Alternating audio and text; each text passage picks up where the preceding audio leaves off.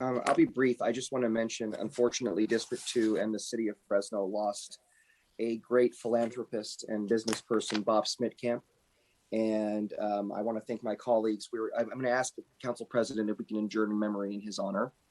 Sure. We do have what we'll present to the family, a certificate signed by all of us, including the mayor, to celebrate the life of a great person. I want to share a few little details, some things I didn't even know about Mr. Smitkamp. And then, of course, if any of the council members want to provide their input, he had a lot of interaction with all of us, I'm sure. So Bob Smitkamp was born in 1941. Unfortunately, he did pass away, but he did with his family at his side peacefully on March 4th.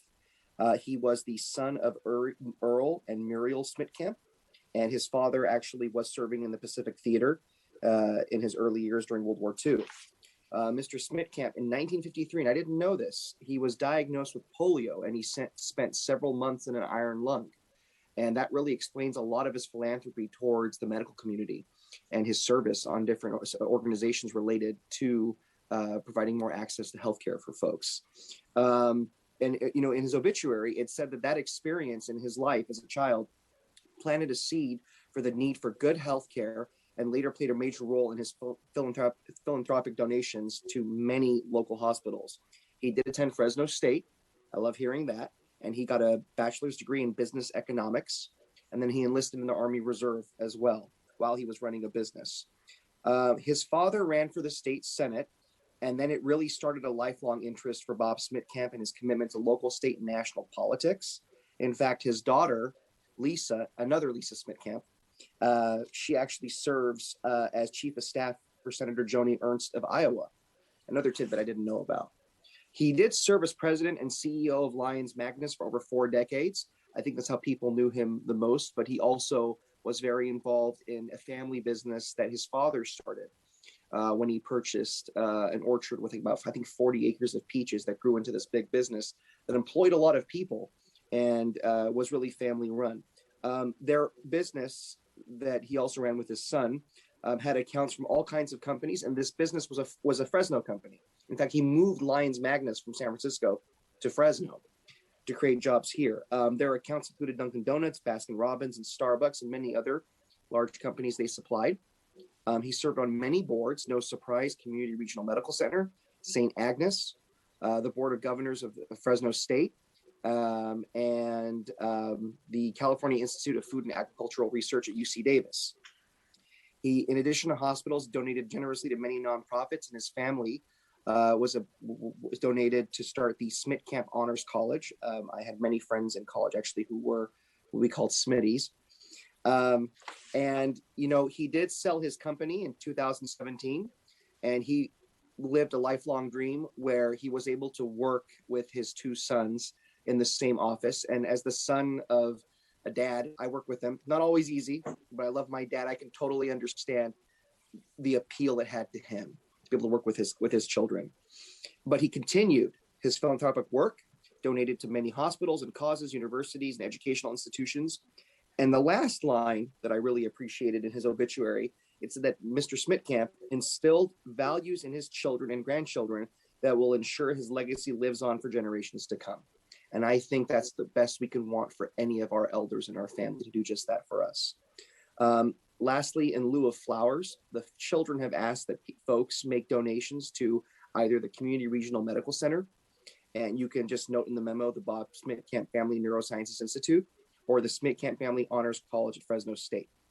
So thank you to the Smitkamp family for the contributions of your dear father and grandfather. I apologize. We offer our condolences for the loss. He really went too early, but we thank you for his contributions and your continued contributions to this community. And if any of my colleagues would like to, I know the mayor was very close to Mr. Smitkamp as well. If they'd like to comment, Mr. President, the floor is yours. Yes, Mr. Smitkamp was an icon, and as many of you know, he had his business in Southeast, employed a lot of folks there, a lot of them my constituents, and so I would hear about that, and it was always good, and I always respected that about him. And I remember anytime he needed something or something was going on in the area, he'd call you over, take you on his little golf cart, and he always had to show you. He always had to show you because that was his way of explaining things. But more importantly, I met him when I was 13, 14 years old. My mother worked for Wawona, and this was before they had moved the plant. And I always appreciated the way that he would take care of his employees because he would have these big catered events, just randomly show up and feed, you know, the workers. They do picnics, and I always remembered that about him, about the way he ran his business, because I think for him the people were so important. And I just want to express my condolences to the Smith Camp family. And I know it's a tough time for them, but he did a lot of great work very quietly. He wasn't really the person that wanted to seek out attention, but I know a lot of the organizations and causes that he supported. And we want to thank the family on behalf of the city of Fresno. Mayor? Thank you, Council President and Mike for bringing this up. You know, Bob was a dear friend of mine for many, many years. I actually first met Bob when I was pitching for a fast pitch softball team. Bob was the sponsor and was Lions. And that's when I first got to really know him and know his heart. He was a warrior, a philanthropist, and a trusted advisor. And more importantly, a dear friend of mine for many, many years.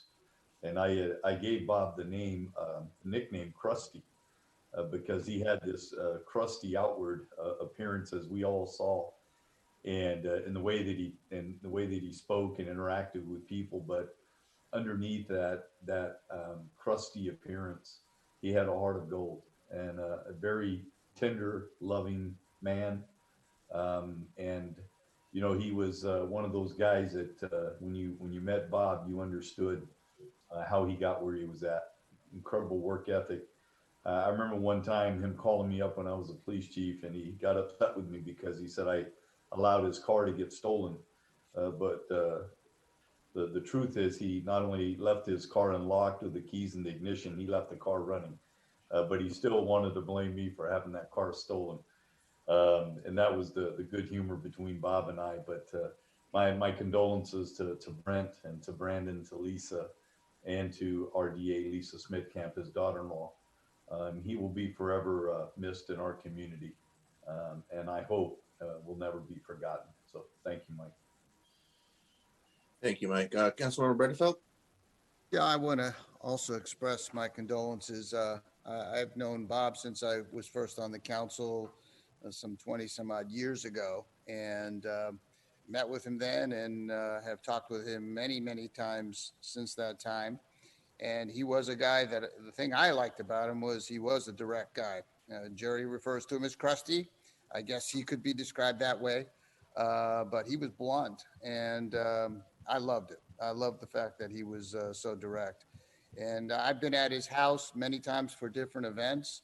The very last time was many months ago, but I got to spend a lot of time with him there and sat down, just he and I, talking about lots of things. And I also had the privilege when I first ran many, many moons ago, I don't even want to recall how far back it was, of meeting with his dad, Earl. And Earl was just an incredible, incredible gentleman. And you could see why this family is so revered, because they're so helpful and caring about the community and all the things that they've done. And Bob was an integral part of that. And so I'm saddened and was saddened to hear of his loss, and have spoken with several family members, expressed my condolences. And his is a loss that won't be replaced, that's for sure. And I know he's in a good place, I'm sure now, and wish him and his family the very, very best.